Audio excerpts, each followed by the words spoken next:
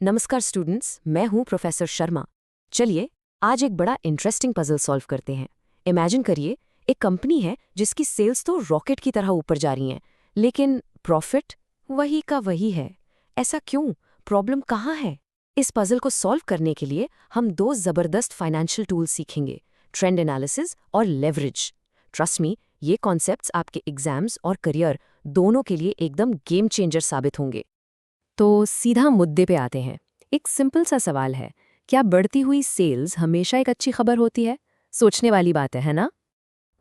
इसका जवाब है जरूरी नहीं। अक्सर जो सच्चाई होती है वो नंबर्स के पीछे छिपी होती है, और आज हम उसी छिपी हुई कहानी को पढ़ना सीखेंगे। इसके लिए हम एक fictional company Zenith Auto Components की केस स्टडी यूज करेंगे। Okay, so let's start with our first section. यहाँ हम जीनत ऑटो की फाइनेंशियल स्टोरी को डिकोड करेंगे और ट्रेंड एनालिसिस के कॉन्सेप्ट को समझेंगे। अब जरा स्क्रीन पर फोकस कीजिए। ये जीनत ऑटो के पिछले 3 साल के प्रॉफिट एंड लॉस फिगर्स हैं। देखिए, साफ दिख रहा है कि सेल्स 100 करोड़ से बढ़कर 130 करोड़ तक पहुंच गई है।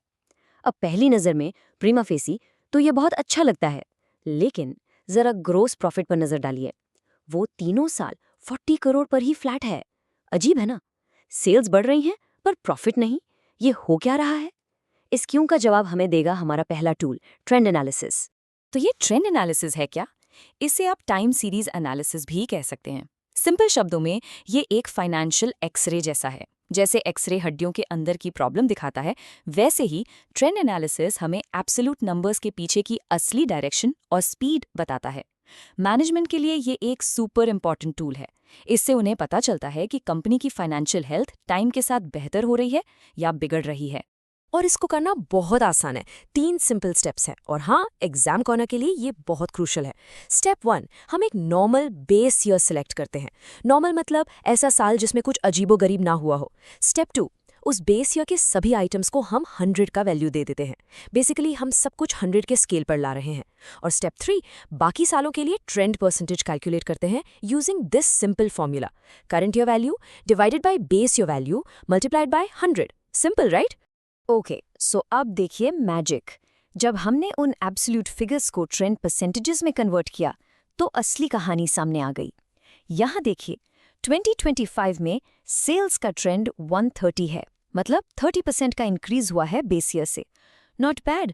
लेकिन कॉस्ट ऑफ गुड्स सोल्ड यानी COGS का ट्रेंड देखिए, ये 150 पर है, मतलब COGS 50% बढ़ गया है। बिंगो! यही है वो छिपी हुई प्रॉब्लम जो हम ढूंढ रहे थे। और ये बार चार्ट तो प्रॉब्लम को बिल्कुल क्रिस्टल क्लियर कर देता है।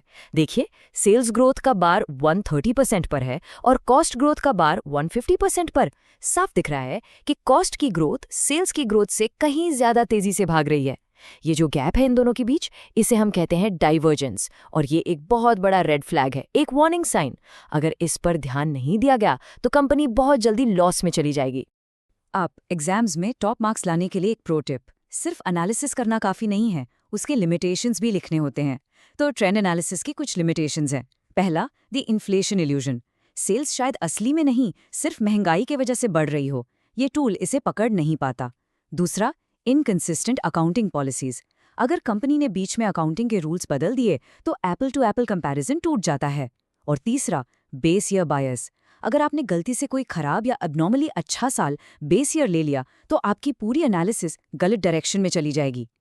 ऑलराइट, तो अब तक हमें जेनिथ ऑटो की प्रॉब्लम तो पता चल गई है, कॉस्ट्स आर आउटरनिंग सेल्स। अब CEO क्या करेगा?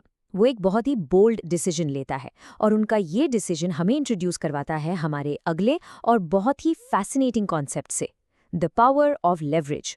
तो CEO का बड़ा बैट ये है, वो एक नई हाई-टेक ऑटोमेटेड फैक्ट्री में इन्वेस्ट करेंगे। इसका फायदा, हर यूनिट को बनाने की जो वेरिएबल कॉस्ट है वो कम हो जाएगी, लेकिन इसके साथ एक नया बड़ा फिक्स्ड कॉस्ट भी आ जाएगा। सोचिए उस फैक्ट्री का डेप्रिसिएशन, मेंटेनेंस, इंश्योरेंस, और जैसे ही आप फिक्स्ड कॉस्ट को इक्वेशन में लाते हैं, वहीं से लेवरेज का खेल शुरू हो जाता है।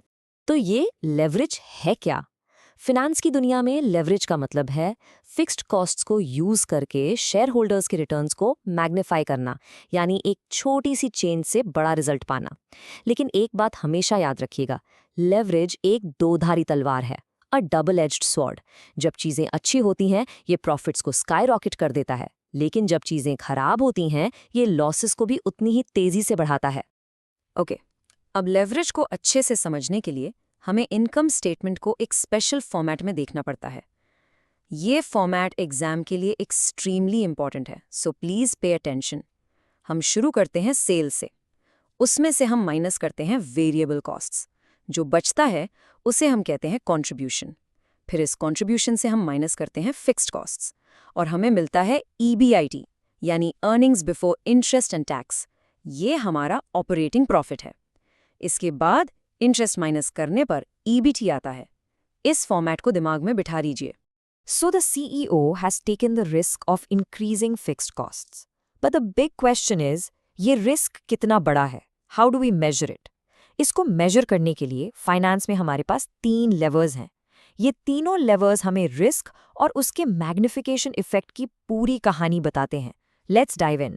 So सबसे पहला है operating leverage या DOL। ये कहाँ से आता है? ये आता है फिक्स्ड ऑपरेटिंग कॉस्ट से। सोचिए, फैक्ट्री का रेंट, परमानेंट स्टाफ की सैलरी। ये हमें बताता है कि सेल्स में 1% चेंज आने पर हमारे ऑपरेटिंग प्रॉफिट या EBIT में कितना % चेंज आएगा। क्योंकि ये बिजनेस के कोर ऑपरेशन से जुड़ा है, इसे हम बिजनेस रिस्क भी कहते हैं। Simple rule, high fixed costs, high business risk. चलिए, फॉर एग्जाम्पल मान लेते हैं कि जेनिथ ऑटो का नए प्लांट के साथ डिग्री ऑफ ऑपरेटिंग लेवरेज या DOL निकल कर आता है 4। अब ये सिर्फ एक नंबर नहीं है। इस नंबर 4 का मतलब क्या है? That's where the real magic is. DOL ऑफ 4 का मतलब है कि अगर सेल्स में सिर्फ 10% का इंक्रीज होता है तो कंपनी का ऑपरेटिंग प्रॉफिट यानी EBIT 10% नहीं बल्कि 10 का 4 गुना यानी सीधा 40% से जंप करेगा। समझ रहे हैं आप? ये है मैग्निफिकेशन, ये है power of operating leverage. Okay, अब आते हैं दूसरे लेवल पर, फाइनेंशियल लेवरेज या DFL। ये कहाँ से आता है? ये आता है फिक्स्ड फाइनेंशियल कॉस्ट से, मतलब इंटरेस्ट ऑन लोन्स। ये हमें बताता है कि आपकी EBIT में चेंज आने से आपके शेयर होल्डर्स के प्रॉफिट या EBT पर कितना बड़ा इम्पैक्ट पड़ेगा। क्योंकि ये फाइनेंसिंग यानी पैसा कहाँ से उठाया है उस डिसीजन से जुड़ा है, इसे हम फाइनेंशियल रिस्क कहते हैं। अब मान लेते हैं कि लोन लेने के बाद जीनत ऑटो का degree of financial leverage DFL है 2। तो इसका मतलब क्या हुआ? अब इसको पिछले स्टेप से कनेक्ट कीजिए। हमने देखा था कि EBIT 40% से बढ़ रहा है, तो अ DFL ऑफ 2 का मतलब है कि शेयर होल्डर्स का प्रॉफिट या EBT उस 40% का भी 2 गुना यानी सीधा 80% से बढ़ेगा। देख रहे हैं इफेक्ट कैसे मल्टीप्लाई हो रहा है। और अब आते हैं आखिरी और सबसे इंपॉर्टेंट लीवर पर, कंबाइंड लेवरेज या DCL। ये जैसा नाम से ही क्लियर है, दोनों लेवरेजेस का कॉम्बिनेशन है। ये हमें टोटल रिस्क की एक बिग पिक्चर देता है। इसका फॉर्मूला बहुत सिंपल है, DCL equals DOL multiplied by DFL। ये हमें सीधा बताता है कि सेल्स से लेकर एंड प्रॉफिट तक टोटल मैग्निफिकेशन इफेक्ट कितना है। तो जेनिथ ऑटो के केस में DCL कितना हुआ?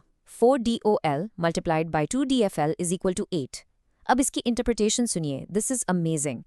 इसका मतलब है कि अगर जेनिथ ऑटो की सेल्स सिर्फ 10% से बढ़ती हैं तो उनका final share holder profit EBT सीधा 80% से बढ़ जाएगा। 10% sales increase leads to an 80% profit increase. That, my friends, is the total power of leverage. लेकिन जैसा मैंने शुरू में कहा था, ये एक दो-धारी तलवार है। अभी तक हमने सिर्फ पॉजिटिव साइड, इसका रिवॉर्ड देखा है। अब वक्त है इसकी दूसरी साइड यानी रिस्क को समझने का। Let's see what could happen. तो यहाँ 2 सिनेरियोज हैं। सिनेरियो 1, इकोनॉमी बूम करती है, सेल्स 15% बढ़ जाती हैं, DCL 8 के हिसाब से EBT 15 टाइम्स 8 यानी 120% से स्काईरॉकेट करेगा। CEO एक हीरो बन जाएगा। लेकिन अब देखिए सिनेरियो 2, इकोनॉमी में स्लो डाउन आता है और सेल्स 15% गिर जाती हैं। अब क्या होगा? EBT 120% से नीचे गिरेगा। इसका मतलब कंपनी को जबरदस्त लॉस होगा और शायद वो अपने लोन का इंटरेस्ट भी ना दे पाए। बैंक्रप्सी का रिस्क सडनली बहुत रियल हो जाएगा। तो इस पूरी डिस्कशन का सबसे इंपॉर्टेंट टेकअवे क्या है? ये स्ट्रेटेजिक रूल ऑफ थंब आपके एग्जाम्स और करियर दोनों के लिए गोल्डन रूल है। ध्यान से सुनिए, अगर एक कंपनी का बिजनेस रिस्क ऑलरेडी हाई है यानी हाई DOL, तो उसे फाइनेंशियल रिस्क कम रखना चाहिए यानी लो DFL। बेसिकली आपको बैलेंस करना है। और सबसे इंपॉर्टेंट, जो रेड लाइन में लिखा है, कभी भी, आई रिपीट, कभी भी हाई DOL को हाई DFL के साथ कंबाइन मत कीजिए। ये एक रेसिपी फॉर डिजास्टर है। एक छोटा सा इकोनॉमिक झटका भी ऐसी कंपनी को डुबा सकता है। तो अब मैं ये सवाल आप पर छोड़ता हूँ। सोचिए, एज एन इन्वेस्टर आपके सामने जेनिथ ऑटो जैसी कंपनी है। High risk high return, bumper profits का पोटेंशियल है, लेकिन सब कुछ डूबने का भी उतना ही बड़ा खतरा है। क्या आप ऐसी कंपनी में अपना पैसा लगाएंगे? क्यों या क्यों नहीं, इसके बारे में ज़रूर सोचिए। Thank you.